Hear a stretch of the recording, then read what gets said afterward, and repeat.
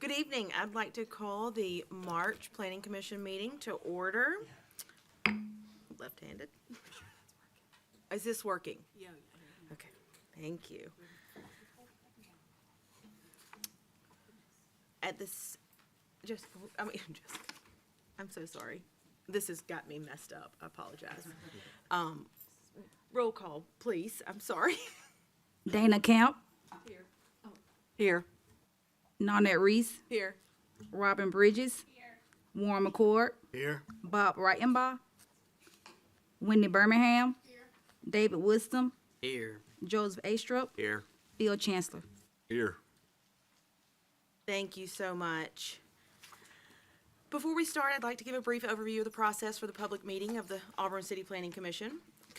It will be presented with agenda items by the city planning staff. Representative for the agenda item will have the opportunity to make comments and answer specific questions from the commission. We will then have a public hearing as appropriate per item, and this will be the opportunity for you to address the commission about an agenda item at hand. We want everyone to be heard, and I ask that you please keep your time to 5 minutes. After everyone has spoken, the public hearing will be closed, and the representative and staff will then have the opportunity to answer any additional questions and respond to issues brought up during the public hearing. I will then open the floor for the commissioners' motions, discussion, and vote.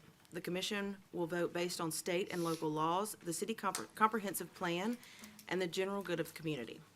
Having summarized the basics of the commission hearing voting process, I'd like to also summarize our roles and responsibilities related to the approval of subdivision plats. By Alabama statute, a municipal planning commission, such as ours, is the final approval authority for subdivision plats. With regards to subdivision plats, the commission acts as an administrative body and is bound by the limitations contained in state laws, city zoning ordinance, and the subdivision regulations previously adopted by this commission.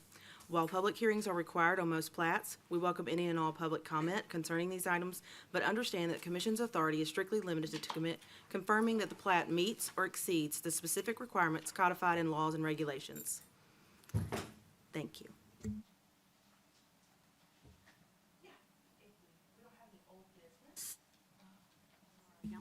This is not gonna work. I'm so sorry. If anyone would like to come speak now about anything that is not on tonight's agenda, I'd like to open citizens' communication now.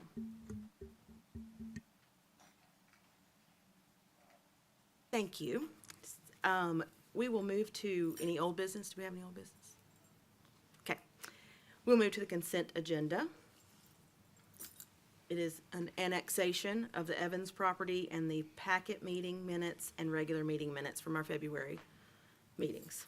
Move to approve the consent agenda. Second. Thank you. I have a motion and a second. All those in favor, please say aye. Aye. Thank you. On to new business. Oh, I'm sorry. Yeah, thank you. So just kind of an update to the agenda tonight.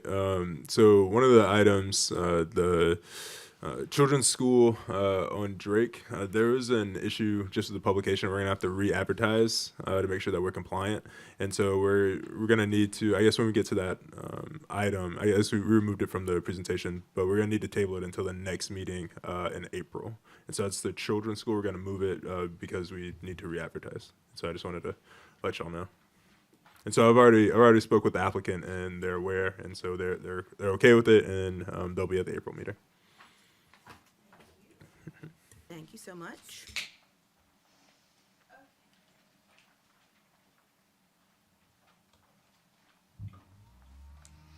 Good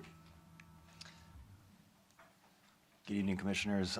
For the first item of tonight's new business agenda, the applicant is requesting a conditional use approval for industrial use. The property is located on the 900 block of Shug Jordan Parkway, north of Pumphrey Avenue, south of MLK Drive. It is the request is to expand the complex of the Auburn Center for Developing Industries. The site plan included in the application shows new buildings being made on the property, as well as a reconfiguration of the lot. The property does have frontage along Sugar Jordan Parkway, but will be accessed through adjoining properties to the south. Staff recommends approval and has no other major comments. Great, thank you. This does require a public hearing. I'd like to open that now. Okay, seeing no one, we'll close the public hearing. This is applicant Vasquez. Thank you. Commissioners? Motion to approve, conditional use 2024, number 6. Second. All those in favor? Aye. Opposed? Seeing no one, motion carries. Oh, is this you? Good. Sorry about that. All right. Yeah, so Archco North Dean Road, conditional use. So this is for conditional use for a multi-family unit development for 250 units. Yeah, thank you. Yeah. And so I guess I just want to clarify. So this is their third iteration. And so there's nothing currently in our zoning ordinance that restricts the number of times that someone can submit a conditional use application. So there's not grounds for denial based on how many times they have resubmitted. I just want to clarify that. And so this is similar to their other applications that they have submitted. This meets all the grounds for approval for conditional use. Like I said, past conditional use have expired, past extensions have expired, and this is an entirely separate submission that must be treated on its own merits. And as an individual project and a new submission, this meets all the grounds for approval as a conditional use, and staff is recommending approval. And so with that, answer any questions. Why could they not obtain a building permit? Do we know? Yeah, so it's never made it to that stage, and I think it's still kind of a lot of the things internally before they even get there. Gotcha. So. Okay, any other questions? This does require a public hearing, so I'll open that now.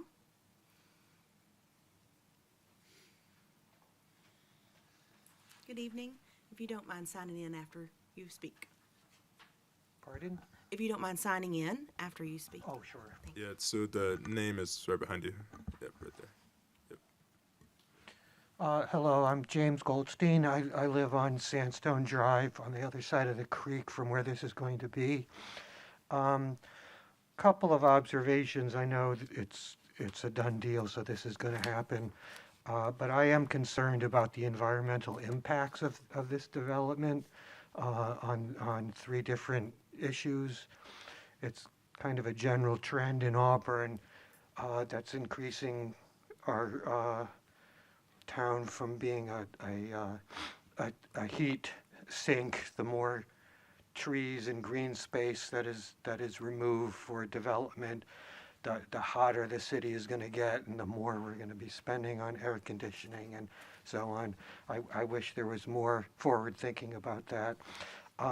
As a property owner across the creek, more immediately, I'm concerned about the increased risk of flooding, because the runoff, instead of being absorbed by all those trees and green spaces, when you pave it over, it just speeds up the runoff. And there are already times in heavy rain where the creek kind of comes up a little bit, and it is worrying that it's only going to get worse once this development is created. That's not really up for debate. And then third, on the more sentimental issue, there's a lot of wildlife that lives in there, as I'm aware, because I sit on my deck and I hear it and I see it and so on.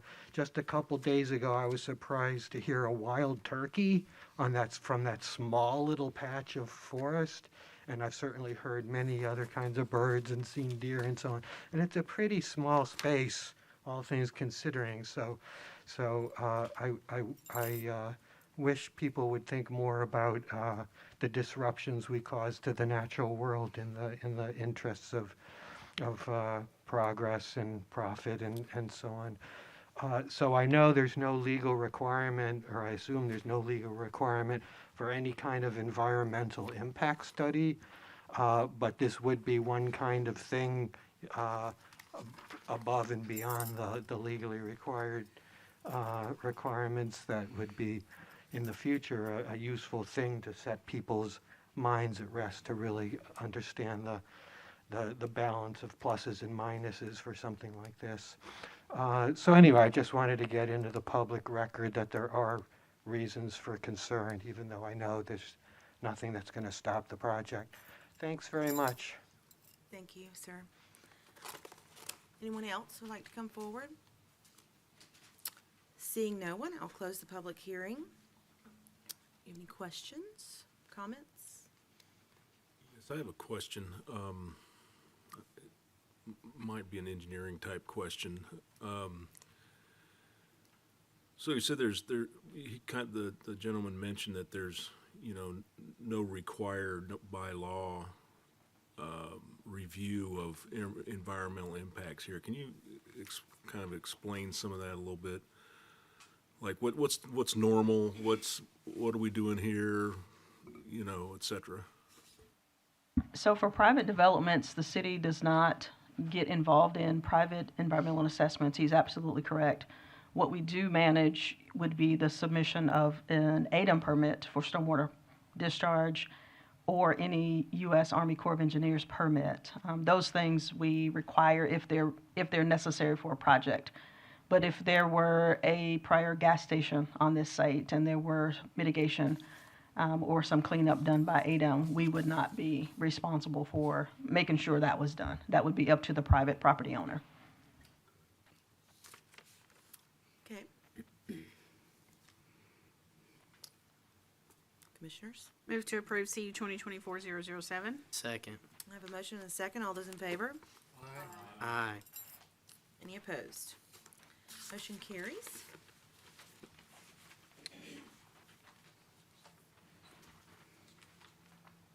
Oh, I'm sorry. One moment. I apologize. This is the Children's House on our pages, so Yep. we do need a motion to postpone to date certain, but I need to know what that date is. Date is April 11th. April 11th. So moved. Second. Thank you. Can I, everyone's approval on that? Aye. Thank you. Okay, now that that has moved on. Okay, sorry, next. All right, so for this item, the applicant is requesting conditional use approval for a road surface use, that being a restaurant with a drive-through component. I'll make the difference that is not a fast food restaurant. The property is located at 1120 South College Street in the CDD district and planned development district, University Village. The drive-through component is a conditional use in CDD, but as you can see, there's property across from South College that is South College Corridor District where drive-throughs are permitted by right. Staff finds that the use is compatible with nearby land uses and recommends approval. If approved, a transportation impact study will be submitted to the DRT process, and any details such as parking, landscaping, and screening of the driveway stacking will be addressed as well. And this is for the use of the same existing building. The existing building was a restaurant without a drive-through, and they're simply just doing some, I guess, interior alterations and installing that drive-through component. Okay, thank you. This does require a public hearing as well. I'll open that now. Is the applicant? Oh, I'm sorry. You are here, okay. Open public hearing. Anyone want to speak? Seeing no one, close public hearing. Commissioners, you have questions for applicant and/or staff?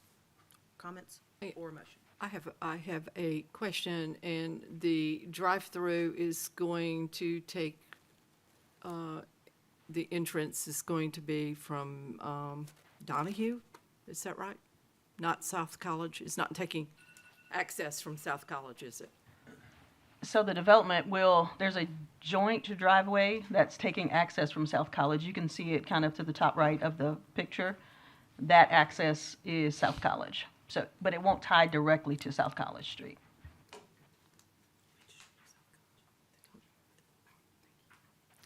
Okay. Any other questions? Motion? Move to approve CU 2024-009. Second. I have a motion and a second. All those in favor? Aye. Any opposed? Motion carries. Thank you.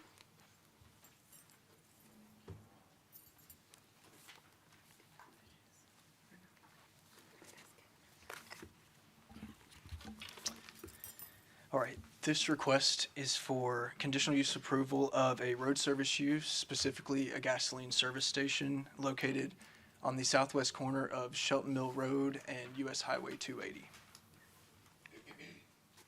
As you can see here, the property itself is zoned within the Comprehensive Development District, or CDD zoning district, and is surrounded to the west and south by a neighborhood within the DDH zoning district, and to the north and east, the properties are outside of the city limits, specifically in the Opelika city limits. The applicant is proposing to develop approximately 6,000 square foot building in a site with a total of 12 fuel pumps on 5.8 total acres. The western parcel, as I mentioned before, is located within the Auburn city limits and is approximately 4.4 acres. And to the east, that yellow parcel right there is the 1.4 approximately acre parcel that is within the Opelika city limits. Conditional use approval for this same type use was granted at this location in July of 2022, but is since expired. So with that, staff is recommending approval of this request. Seems to be a lot of comments. Any conditions or comments of note on this from staff? Yeah, so we've had a lot of discussion just kind of around diesel trucks and like a lot of I guess not necessarily like big like work trucks that people may have, just specifically like 18-wheelers and things like that. Just kind of a lot of concern about them idling and then fueling. But yeah, I think there's been a lot of concern and a lot of discussion around possibly considering that as, is that something that the applicant would consider as putting a restriction kind of similar to Buc-ee's that they have on their site for this site. So I think that's really the only major one, I guess additional one that's not listed. So Is the applicant here? Okay, thank Yeah, you. I've got a question. I understand. You mind coming forward, please? I understand you've had some kind of discussions with the neighbors. Yes, sir. Can you kind of just tell us a little bit about what that entailed and how many times and what you talk about, and just, I understand it was a good opportunity for both parties. I felt like it was very productive. After we had our initial meeting with folks within the city, we sent out letters to all the owners of lots in the adjacent neighborhood. We met at the Auburn Public Library, I believe it was on the 21st of February. We were there over an hour, had our site plan, and talked about, Circle K that came through last time, what they liked about that, what they didn't like, and we explained kind of how we looked at that site plan and maybe some of the concerns they had the first go around, and did our best to make changes. For instance, those diesel dispensers for the Circle K site were very close to the property line, or the back side of this property. We have moved that towards 280. So,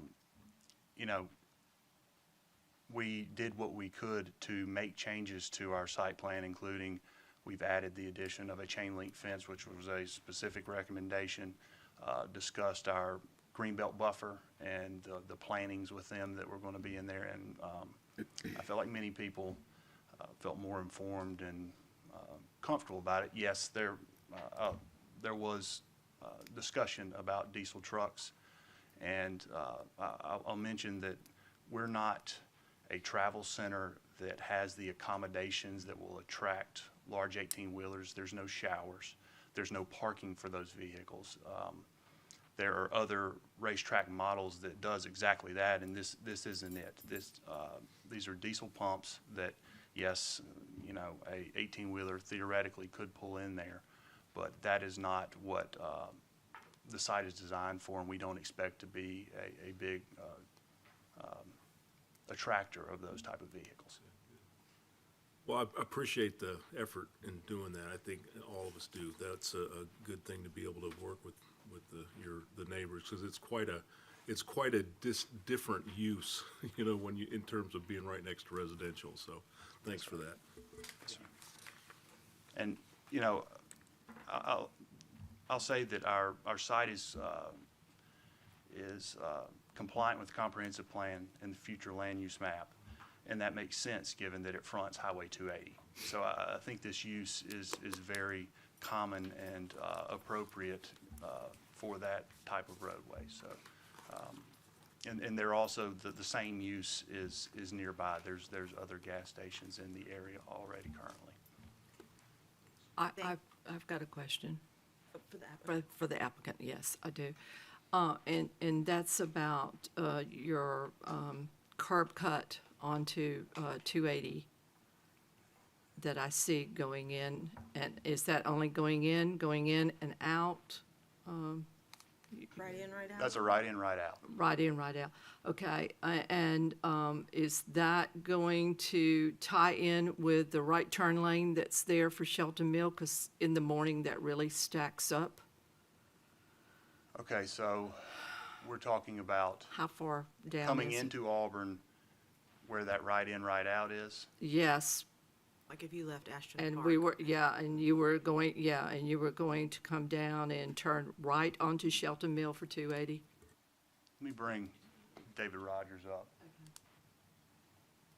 Yeah, like you exiting right into that turn lane, or is it some space and then the turn lane? Excuse me, sorry, are they exiting into the turn lane? That's correct.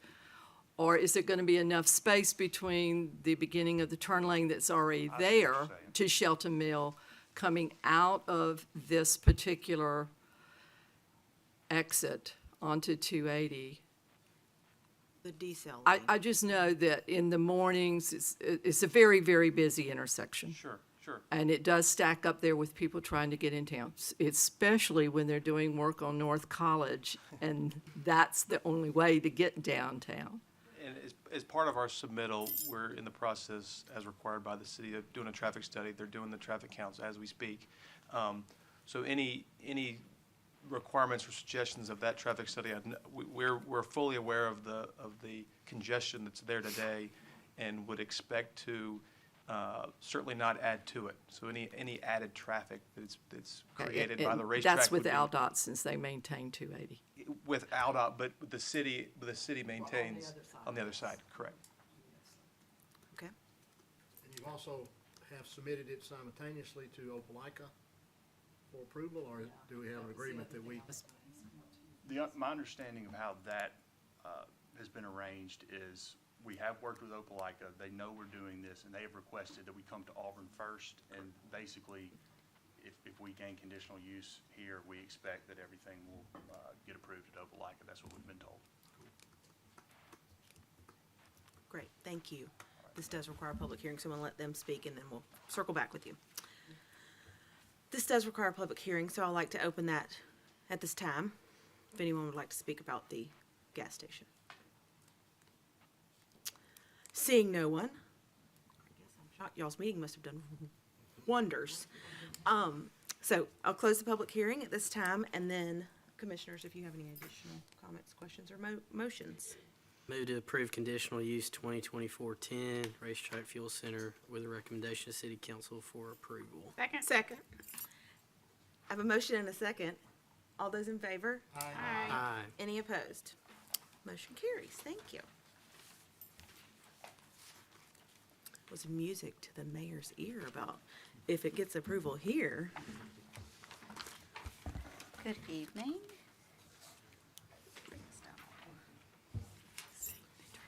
Okay, so this next request is for a recommendation to City Council for conditional use approval for a performance residential development, specifically a multiple unit development located at 620 East Glen Avenue.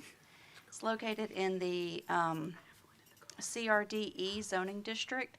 This property was rezoned from RDD back in 2019 as part of the Harper Avenue Focus Area Study.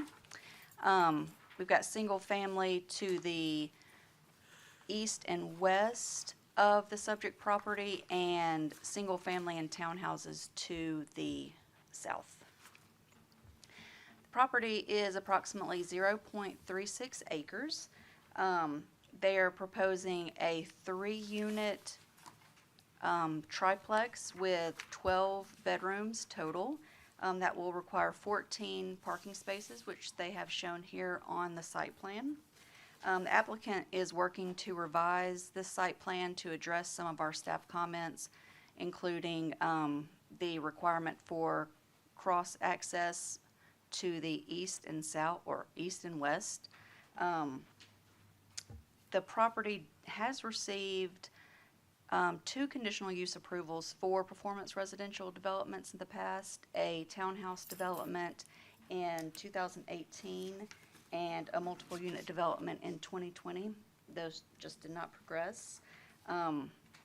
One thing of note is let's see if I can figure this out. Buffer yard here on the east side is required to be 10 feet. The planning director has the authority to waive or reduce a buffer yard in the CRDE zoning district.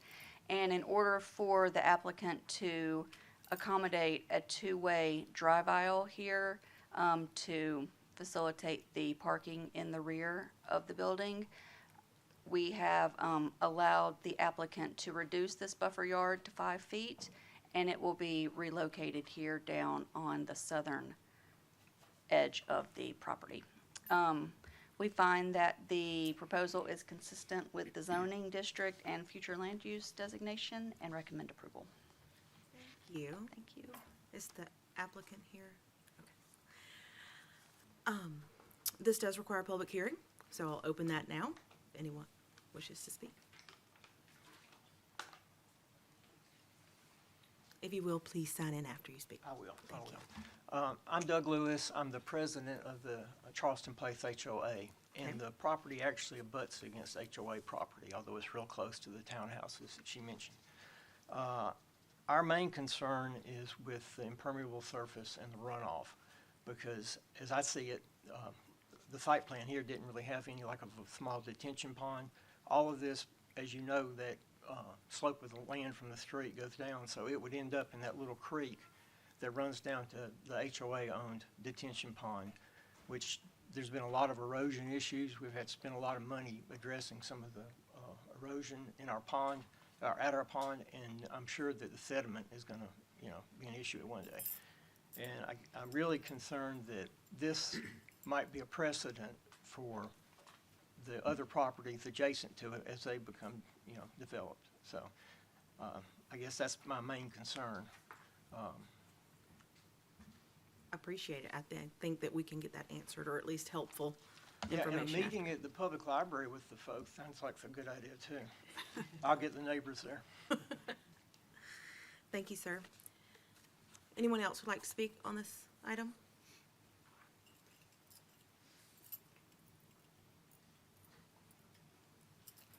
So in addition to the runoff, it goes into the What's your creek. name and My name is address? Tart Brown. I'm just a resident of Charleston Place. My property backs up to the retention pond that Doug referenced. The creek comes down from Glen, under Glen, and all of the properties on Harper and everything that are now, impermeable, if that's the right word, surfaces, has created even more runoff into our pond. And so just as recent as last week with that big deluge, the pond comes up and starts to exceed the emergency spillway. So with the addition of this impermeable and likely others to adjoin it, it's going to overrun that retention.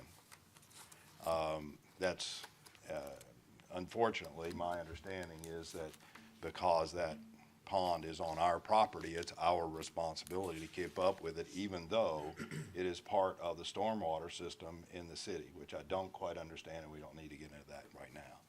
But my point is that there could come a time where we have to do extensive work to dig out that pond. We don't have the money for that. I don't know who does. And I don't know whether you guys are going to participate in helping out with that in vast majority, because we don't have anywhere near the money, nor will we ever have the money to be able to dredge that pond back out. So the point is that all of this impermeable surface is going to create a problem that you guys and us are going to have to deal with, because if the pond exceeds its capacity, everything downstream, all the way to Town Creek, is going to experience the same thing. We've already seen that as a result of the development at Harper, which has long since been done. So. Thank you, sir. Please don't forget to sign in.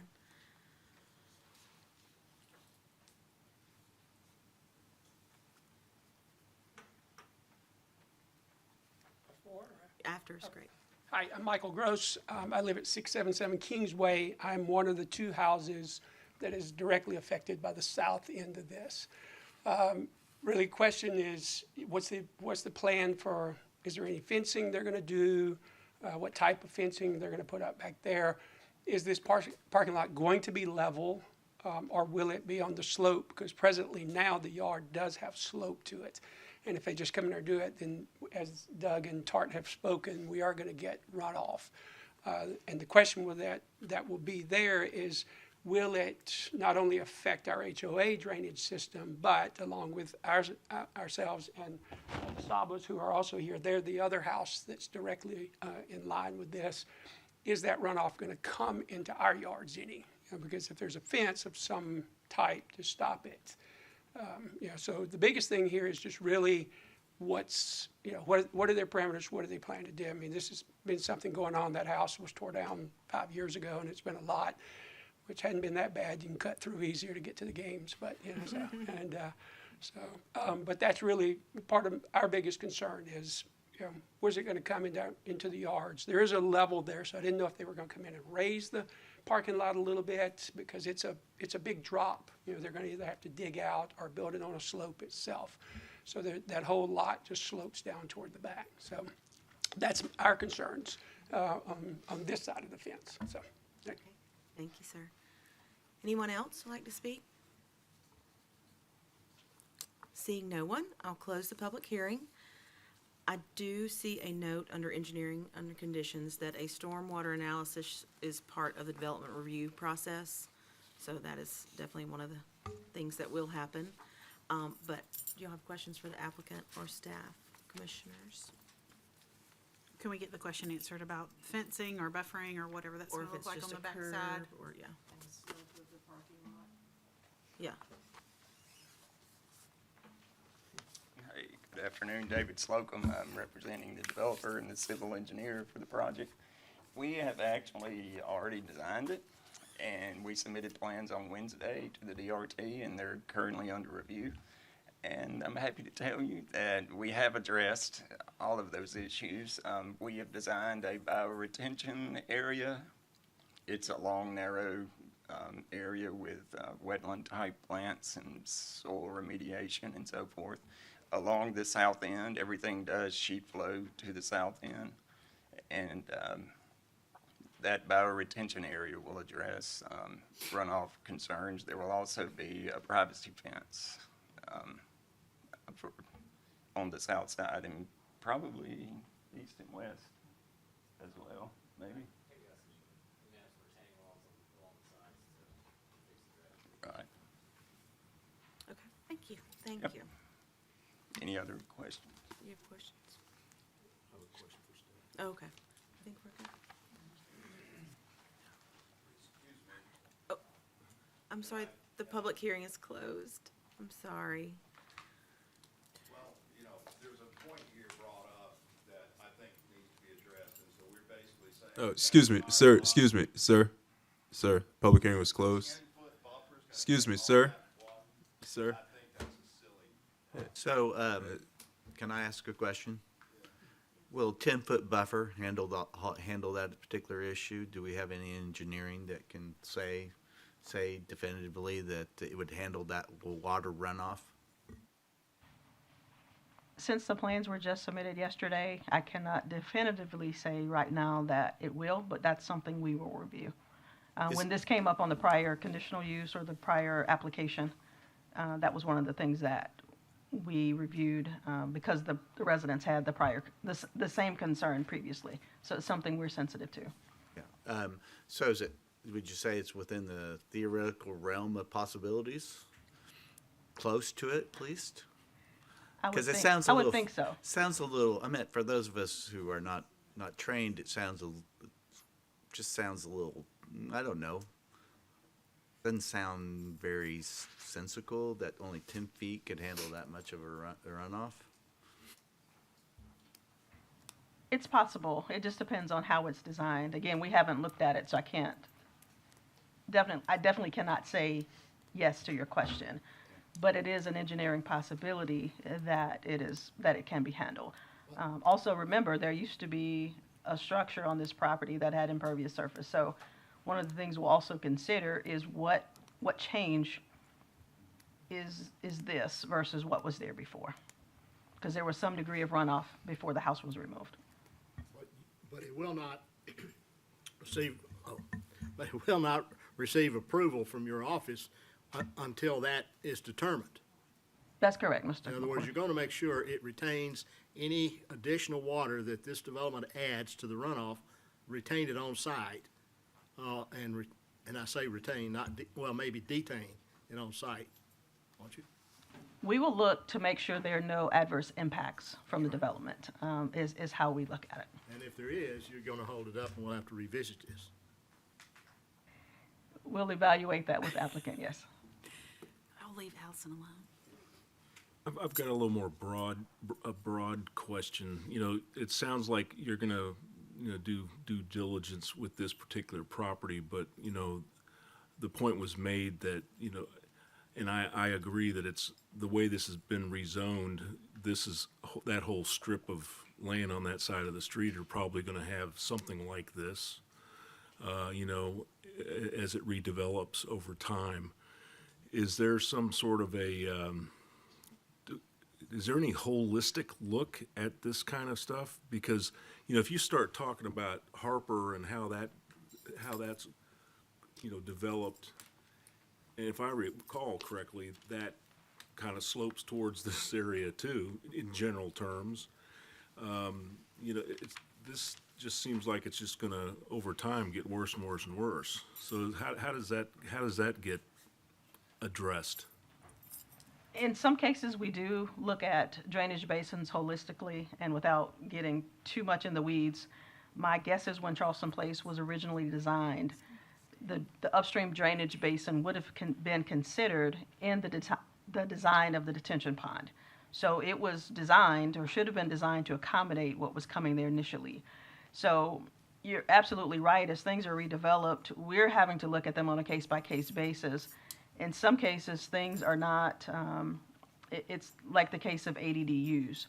Those don't come through the same review process as, say, this multi-unit development. So to the extent that me and my staff can, we look at things holistically and try to stay ahead. But the thing is, there's not a place for a regional detention pond as things are developed case by case. So we do our best to stay ahead, and just to make sure as things are redeveloped, there are no adverse impacts downstream. Thank you. Okay, so we need any other comments or motions? Move to approve CU 2024-011. Second. I have a motion and a second. All those in favor? Aye. Aye. Any opposed? Aye. Thank you. Motion does carry.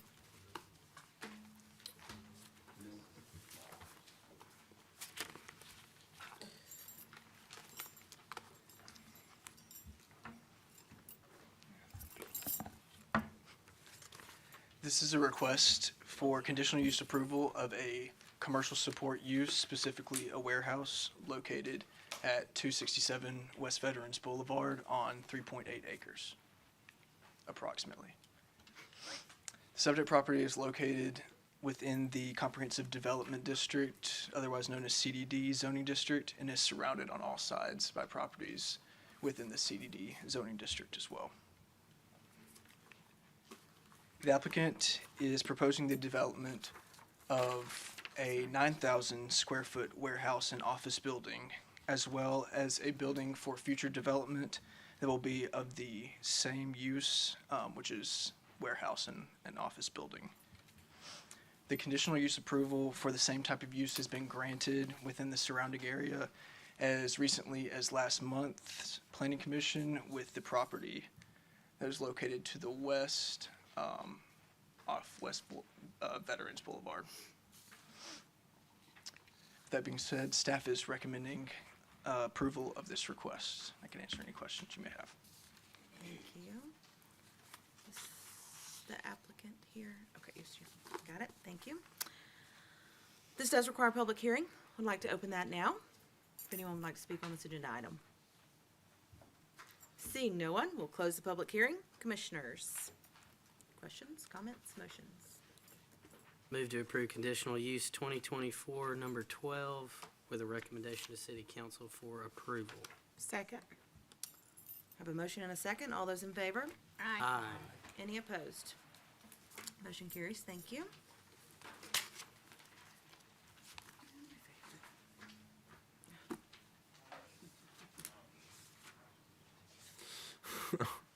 All right, so this is the Cafe Racer conditional use. So this is a recommendation, the request is for a recommendation of the City Council for a conditional use approval for a road service use fast food restaurant with a drive-through. Staff recommendation is for denial. So if you want to go to the, all right, so the reason for denial is this is the CRDU district, and this is not compliant with the future land use plan. The future land use calls for something that promotes walkability, something with a more urban feel, and the proposed use is auto-centric with a drive-through. And if this was not a drive-through, this would be a by right. The restaurant itself would be a by right use, and the drive-through completely changes the aspect and the dynamic of the use. And the recommendation is for denial. If you want to go to the next slide. So if like y'all remember, this is the first iteration of Cafe Racer, and then they made alterations to their site plan, and then this is the second iteration of their site plan, and then they did submit another site plan that they're going to reference probably in their presentation. But like I said, the reason for denial is for the inconsistency with the future land use plan. And then staff has other concerns, just kind of concerning the ingress and egress of the site. But with that, turn over to y'all for any questions. Is the applicant here?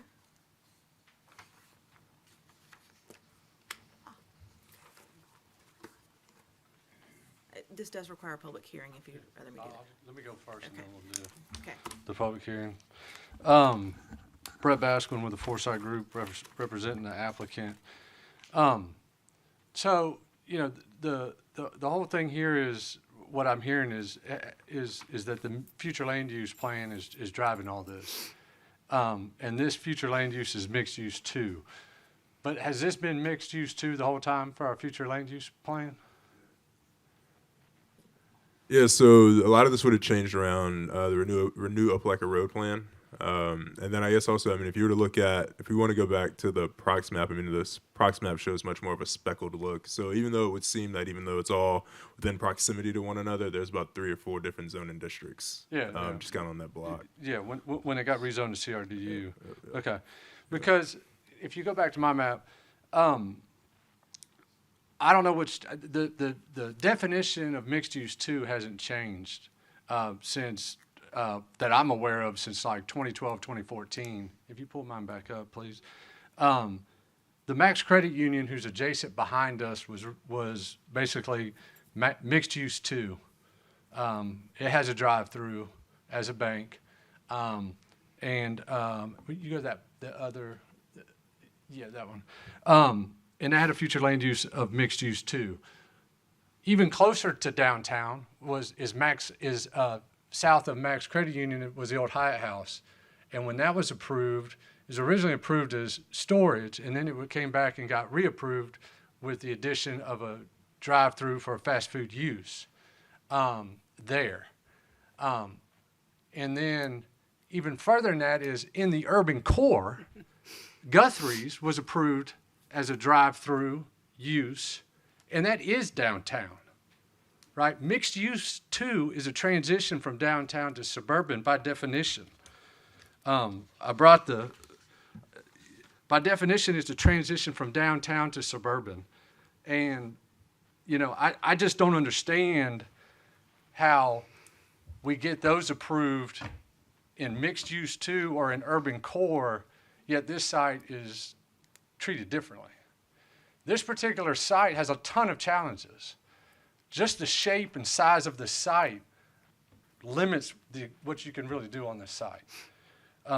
Is very challenged by depth. The old service station piece is only 140 feet deep. The piece, the old Guthrie's that was previously there, the deepest part is 180-foot depth. And we're talking about trying to densify it, but what limits our density in an urban situation here is our parking. In the urban core, say if I was at Guthrie's, there are no parking requirements. It is all walkability. There is a parking deck half a block away. In this particular location, there is no parking deck. The only way to get to this location is to drive. The mixed use two is not the expansion of the urban core. It's the transition from downtown to suburban. And a drive-through use is a suburban transitional use here. If we tried to go vertical and add residential, which I guess is the thing, we can't park it. The only way to put parking to get anything, if you were trying to do something multi-story here, you'd have to go with a parking deck. And if you do with a parking deck, the minimum depth of a parking deck is 120 feet. And like I said, our property is only 140 feet deep or 180 foot deep. I couldn't put anything else. The parking deck would be on the bottom and everything would be above the parking deck. You couldn't screen the parking deck. You couldn't do like a wrap of the parking deck. So, I mean, the site has challenges within itself for what can be used on there. There's 3 existing curb cuts on Opelika Road right now on the two parcels that have been there forever, right? There's 1 curb cut on North Gay Street. I think my client knows that on Gay Street, the best he's going to be able to do is get a right in, right out. Okay, he knows that. On Opelika Road, he knows that the best he's probably going to be able to do is a right in, right out, and we're hoping to get a left in. We probably know that we're not going to be able to get a left out. None of that changes, which was said at Packet, none of that changes how the site plan would be oriented. If you recall the previous submittal, the concern was if you got in, there was no way to turn around. If you came in from one of the entrances, you were stuck in the drive-through. So when they shifted the site over to this side, it provided room to turn around internally within the site outside of the limits of the drive-through. So there is better circulation in that time. And I mean, right now, you know, it's the use of the property. I feel like when we're surrounded by all auto-centric drive-through uses, I think trying to say that we're going to rely on the future land use plan on what's existing conditions and what's adjacent to us, I feel like that's being arbitrary and capricious to my client and my property owner on what they can do on their property, because it limits them. There's not much that they can do on this thing because of the size constraints. So, you know, please keep that in mind when you're thinking through this. This is 2 existing parcels. They're just over a half an acre each. You know, this site we can put on 1 existing parcel by itself, but the goal is to have shared access to combined driveways like we always talk about, shared parking like we always talk about, because that's the only way to make these 2 sites work. I mean, and at the end of the day, you know, we're hoping to be able to get another user on the corner, but I mean, you're talking about 2,000 feet, 3,000 feet max, and it's going to have to be a user that doesn't require much parking. We can't go 2-story because we couldn't park it. We could go two-story, whether we parked it as office, which is one of the least amount of parking requirements, or residential. And then if we talk about the amount of traffic in that area, I know that there was concerns about traffic in the area. If we're going for more density, what do you think we're going to provide more traffic? I would argue that the stretch of North Gay around Mitcham right there, that the traffic between Opelika Road there is a heck of a lot worse than what we got on Opelika Road trying to get out. I don't know if you guys have ever tried to get through the intersection where we have Mitcham and the railroad crossing there and that signal. Goodness gracious, it's crazy through there. That part, I can understand if we were trying to get access here. But over here, you know, there's room for, at the signal, when it's red, for east-west people, for people to get out on Opelika Road. It's no different than any other place downtown in regards to traffic, from that perspective. So again, I hope you reconsider our position on this and just, you know, give us the same rights as what our adjacent property owners and adjacent users have used in the past. Thank you. Okay, this does still require public hearing, so I'll open that now. You've waited so patiently. And I have signed in. I'm the first name. I don't know if that Okay, threw thank anything you. off order-wise, so sorry about that. My name is Steve McKnight, and I live at 533 Heritage, or more importantly, about a 5-minute walk from this lot. My two concerns are pedestrian access and natural and green spaces. I think we heard a lot about vehicular traffic, and I assume that that will be considered when y'all are making decisions. I want to talk specifically about pedestrian access. I think we heard previously the term suburban used a lot, and I want to sort of clarify that in my experience, this is not your typical suburban area. There are a lot more pedestrians than what I've typically experienced in a suburban zone. There are a lot of people that end up walking to the university from this neighborhood. And because of that, my thought was actually that a way to sort of have a drive-through and also retain pedestrian access would be to make the approval conditional on a walkway that goes behind the driveway, the drive-through.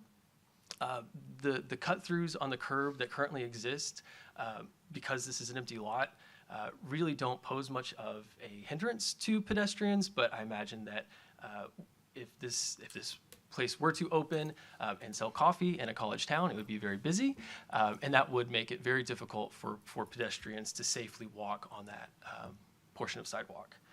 I also want to draw attention to the fact that along the south border of the property, there is a small creek, and sort of similar to what the gentleman mentioned at the beginning of this meeting, my version of the turkey is that there's a fox, there's several chipmunks, there's all sorts of nature that lives there, and I do want to highlight the concern that runoff from a drive-through, especially with that impermeable surface, could potentially contaminate that space. And my recommendation there would be to ensure a green space, ideally with natural landscaping, to ensure that very small but important habitat remains functional. That's all I have, so thank you very much. Thank you. Anyone else would like to speak on this item? Seeing no one, I will close the public hearing. Commissioners? Yes. Okay.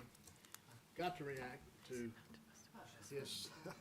his concern that You have to, we can't Oh, hear I you. did, I got it. the zone that we have applied for this district was arbitrary and capriciously done. We did great study. We've done land use studies as well as developed thoroughly with public hearings and all that with our zoning.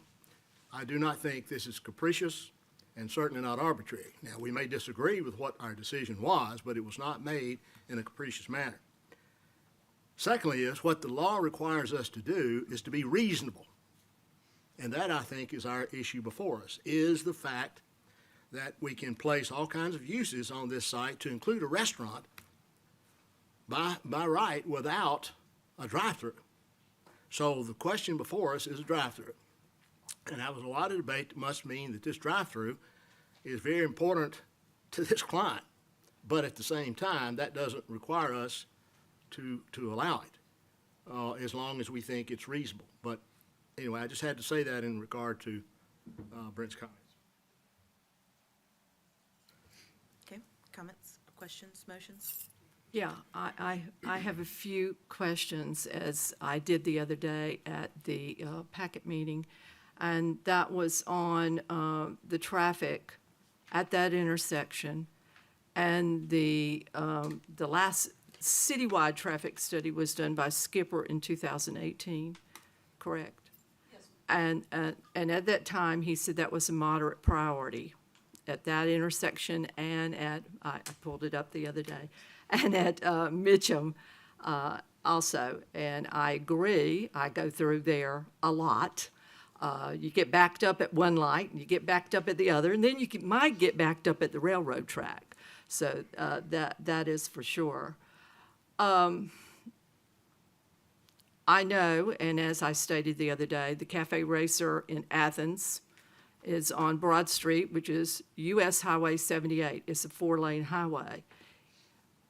There's a light there to get people in and out. And I guess my question is, with this particular restaurant that we're talking about here, this Cafe Racer, what is the percentage, because I'm sure you've done your work on what percentage of drive-through you're going to have here as opposed to walk-up? And what percent of your business do you think is going to be drive-through?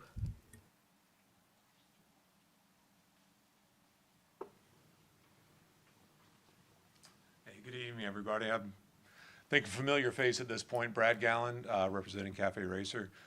To address your point, a couple of things. The location on West Broad, Atlanta Highway in Athens, it is a more commercial corridor.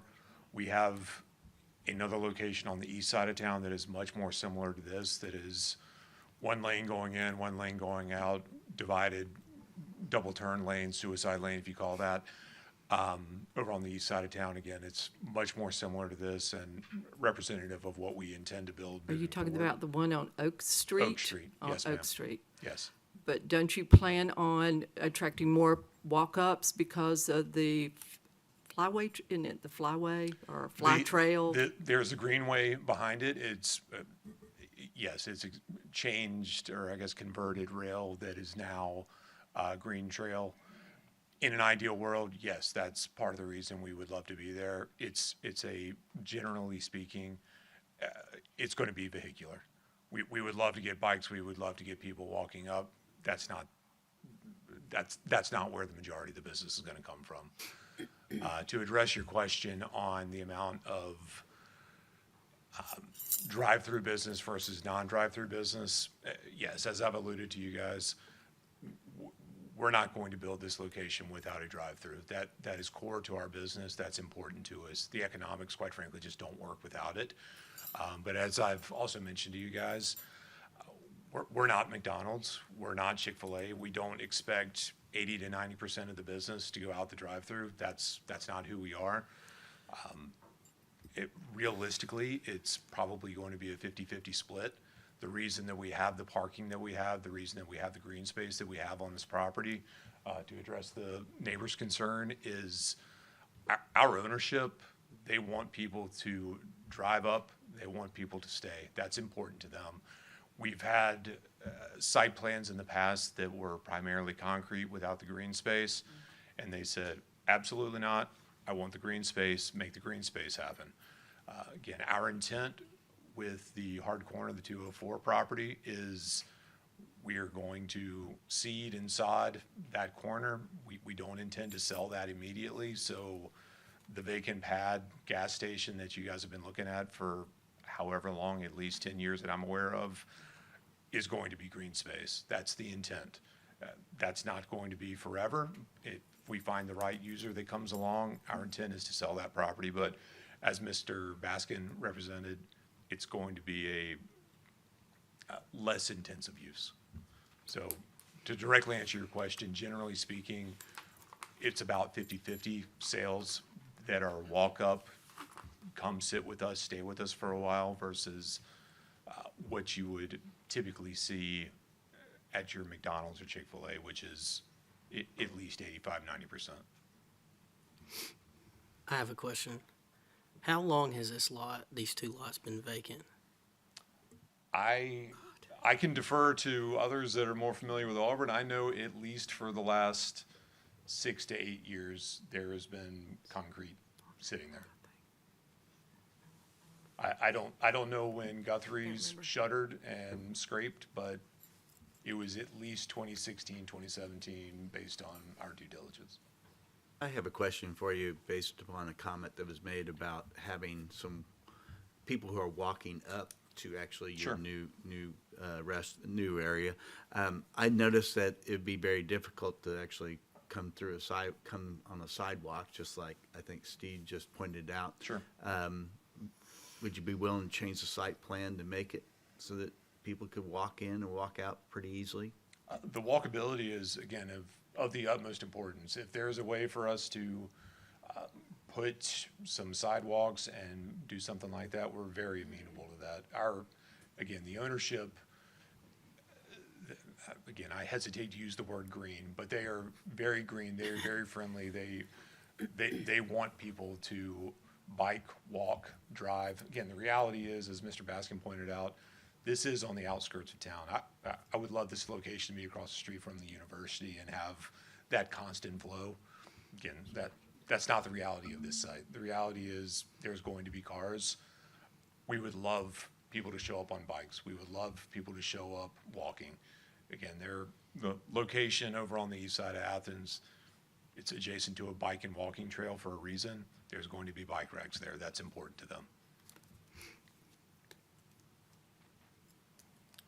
Any other questions? Commissioners? Thank you. Thank you. Comments? I've got a couple of comments.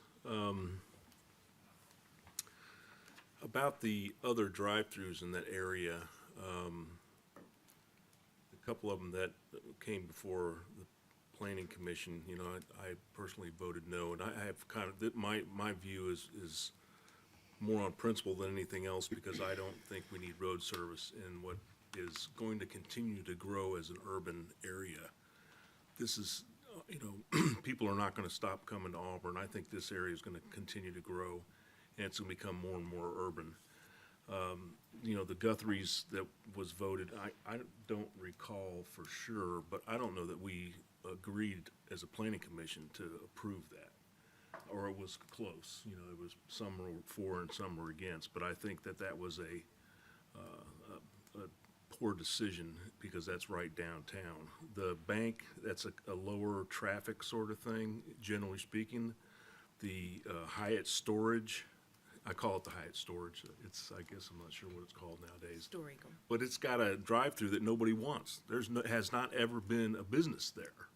And so there's something that doesn't make sense in that category. So I just continue to say that, there are other places that are appropriate. We just approved a drive-through on College. That's a road service in a completely appropriate place down there. I just don't believe that this is it. I have some comments. The first comment I have is, my main concern is the use of the property and the limitations on the parcels there. This is, as Brett referenced to, this is a challenging piece of property. It's sat vacant for a number of years.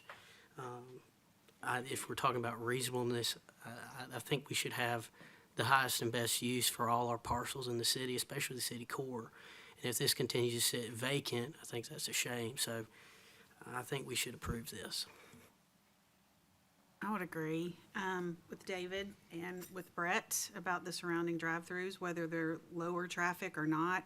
We don't have crystal balls. We don't know if this is going to be 100% vehicular or 20% vehicular. We can make guesses all day long, but all of the buildings around it have drive-throughs, and we've approved them. So to single this out, I think, is dangerous and irresponsible. And I cannot stop going back to the fact that without the drive-through, it would be allowed. So, I mean, why, I don't understand really, I guess, why we are haggling over something that's just going to make the business more successful, and why would we not want that? And I love the green space. They don't have to have that there. I hope it stays forever if this project ends up going through. Because what other restaurant has an area that looks like that? Certainly, the look of this new development would look better than the current look Concrete, yes. of the flat concrete there, which I guess serves as a Agreed. good pedestrian way to walk. As I recall, there's also some significant remedial issues, aren't there, on this property as well? They're gonna be taken care of? Yeah.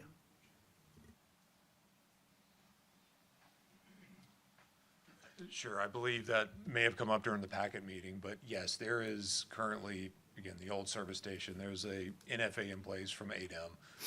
As it exists today, residential and other uses are not required, or are not allowed per ADEM.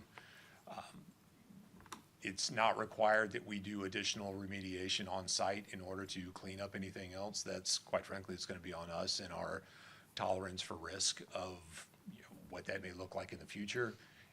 Again, in the event that we sell this to somebody else, we're gonna wanna dot our i's and cross our t's to ensure that it is as clean as it possibly can be, because quite frankly, we don't want the liability. It could potentially, at some point down the road, be considered for a residential or mixed use, but it's gonna require somebody to, my estimation, in all likelihood, come in with another $500,000 of remediation. And that's not without its challenges. It's in today's. Be us adding a condition that you add a sidewalk so that pedestrians can have access directly to the building? No, not at all. Thank you. As long as we can work it out on the site plan and it's safe, by all means. Brad, can you work it out? Can we say pedestrian access and not a sidewalk? Plan has pedestrian access coming in from Opelika Road to the front. And the building code will also play a part in that, because there's already sidewalk on Opelika Road. They'll have to provide an ADA accessible route from the building to Opelika Road. So Okay, yes, good. So that's Yep, already there. beautiful. It's already there. Yep, there you go. Thank you. Can I make one more comment? Yes, sir. Just remind us why we are, that our staff has advised, that this be denied because it doesn't meet our land use plan for this site. So we probably, should we approve this, need to take a look pretty soon at at our land use plan for this particular area. If it's not, if drive-throughs are appropriate there, then we can change it. Okay, thank you. Thank you, Warren. Okay, any other comments or motions? I move to approve 2024-004. Second, We're approving it to move forward to city council with a recommendation to approve. Precisely. Thank you. I have a motion and a second. I'd like to ask for a roll call vote, please. Robin Bridges, Yes. Dana Kemp. No. Bill Chancellor, No. David Wisdom, yes. Warren McCord. No. Nanette Reese, Yes. Wendy Birmingham, No. Joseph Astrup. Yes. 4-4. Jesus. Okay. Call your city councilman. And do we know that date of city council yet? Yeah, it'll be Tuesday. This coming? Yeah, it'll be this coming Tuesday. Yeah, 19th. Okay. Don't have to wait long. Thank you all for your comments and participation in that. Okay, last item.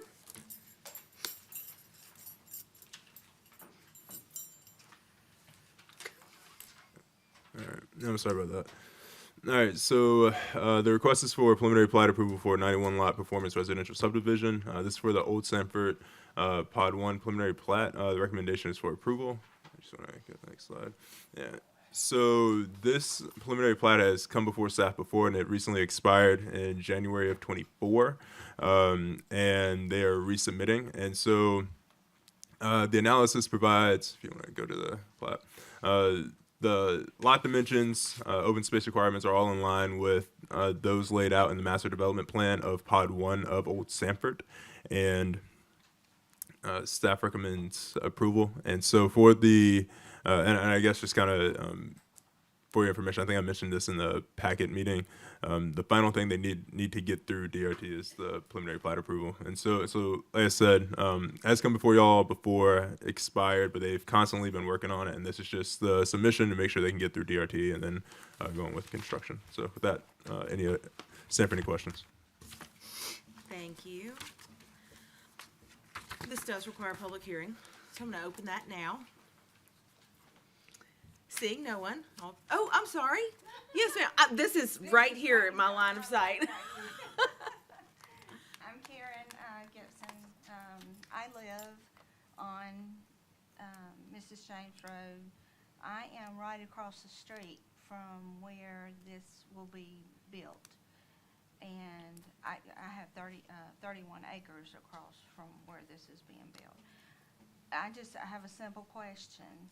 Where is the entrance going to be to this subdivision, and where will the exit be? 'Cause my driveway is right across the street from where all these homes will be built. I can answer that.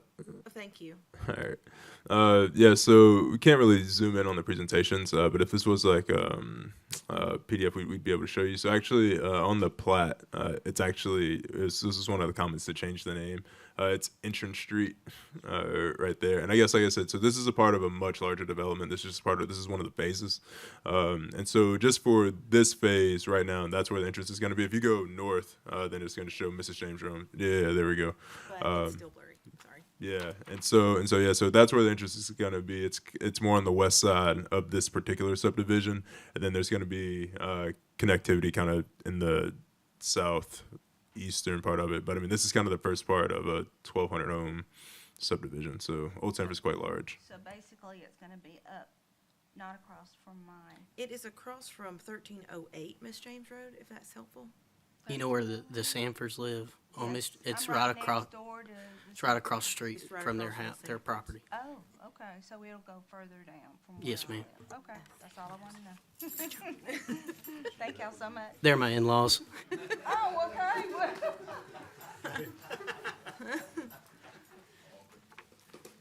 Okay. Thank you. Seeing no one else, I'll close the public hearing. Commissioners? Move to approve preliminary plat, Old Sanford Pod 1. Second. I have a motion and a second. All those in favor? Aye. Aye. Any opposed? Motion carries. Thank you. Do we have other business? Yeah, we do actually. So just a quick update, just kind of with the comp plan and just kind of when we'll start holding open houses for that. So y'all are going to see communication from the city relatively soon, maybe as early as tomorrow afternoon, but definitely early next week, just kind of around the open houses. And so I'm going to send an email to you all, just kind of with the dates. We're going to have an open house next Thursday, I think, on the afternoon. So we kind of have all of the future land use map updates kind of considered. We've thought through them. And internally, we've updated the map. And so once we have the 3 open houses for the public, we will have a work session for the planning commission. We can kind of go over it, kind of talk through it, any questions that you all have. And so that'll be kind of around probably early April, earlier mid-April. And so we'll figure out a date kind of through email, just kind of around like when would a work session work. I'd say probably about 90 minutes to 2 hours, just kind of around any questions. Haven't been substantial changes, but just some notable changes that we like to make y'all aware of. And so then we'll also go over feedback from the open houses that we've received from the public. So if you guys have any questions about that, just let me know. Like I said, I'll send an email out to you all in the morning, just kind of regarding what those dates would be, and then just kind of future timelines, and also kind of scheduling that work session. Yeah, could you also include maybe a summary of what the proposed changes are, the major proposed changes are? We have an executive summary prepared just for that. Oh, look at there. You didn't want to read a book? No. I found a hack for holding my finger. My clip is holding the button down. Yeah, that was a bad choice. I'm just gonna go on the record saying that was a bad choice. Whoever decided that, we don't agree. Okay, thank you. We'll adjourn. Oh, Do you need a motion? I need a motion to adjourn. So moved. Second, I mean. All in favor, yay. Hey.